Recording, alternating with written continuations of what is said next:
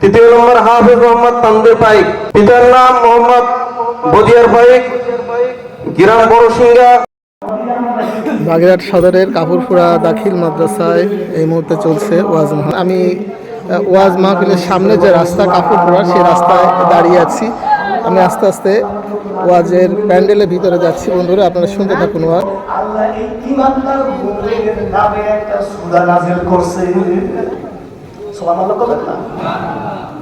কাদের নামে বলেন? আমাদের নামে বলেন। কাদের নামে? আমাদের নামে, মুমিনের নামে সূরা নাযিল করছে। সূরাতুল মুমিনুন। সূরার নাম কি? জোরে বলেন। সূরাতুল মুমিনুন। আচ্ছা, কোরআন শরীফ কয় পারা বলতে পারেন? সূরা কয়টা বলতে পারেন? 114টা সূরা। তো স্টেজে যারা আছেন, আমি অনুরোধ করবো সবার বরকতি হাতটা এই বাচ্চাদের মাথায় দিবেন। তো যারা এই বছর শেষ করেছে তাদের নামের তালিকা আমি প্রকাশ করছি। এই মাদ্রাসা 2015 সালে প্রতিষ্ঠিত হয়। আলহামদুলিল্লাহ আমি শুরু থেকে, তো 2 বছর পর থেকে নিয়ে প্রতি বছর এখান থেকে 2-3টা ছেলে হেফজ শেষ করে। সবাই বলে আলহামদুলিল্লাহ। প্রিয় তাওহীদ জনতা, এবছরও 4টা ছেলে হেফজ শেষ করেছে। সবাই বলে আলহামদুলিল্লাহ। প্রথমে হাফেজ মোহাম্মদ তানভীর হাসান, সবাই হাতটা একটু মাথায় দেন। পিতার নাম মোহাম্মদ গোলাম মুস্তফা দর্জি, গ্রাম বাগপুরা, থানা জেলা বাগেরহাট। দ্বিতীয় হাফেজ মোহাম্মদ ফাহিম সর্দার, অত্র এলাকার সন্তান, আমাদের দালাল ভাইয়ের ছেলে। আলহামদুলিল্লাহ এই মাদ্রাসা শুরু থেকে নিয়ে এই পর্যন্ত অত্র এলাকা থেকে কয়েকটি ছেলে এখান থেকে হেফজ শেষ করেছে এবং এরা সবাই তারাবি নামাজ পড়াচ্ছে রমজান মাসে।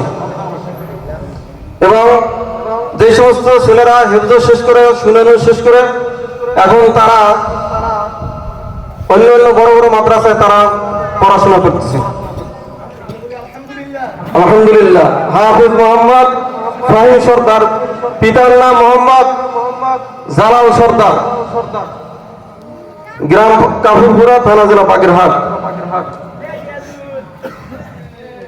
চতুর্থ হাফিজ মোহাম্মদ মাসুম বিল্লাহ,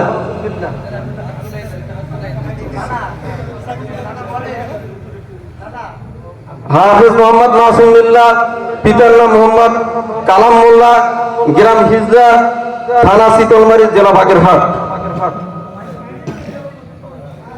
আলহামদুলিল্লাহ।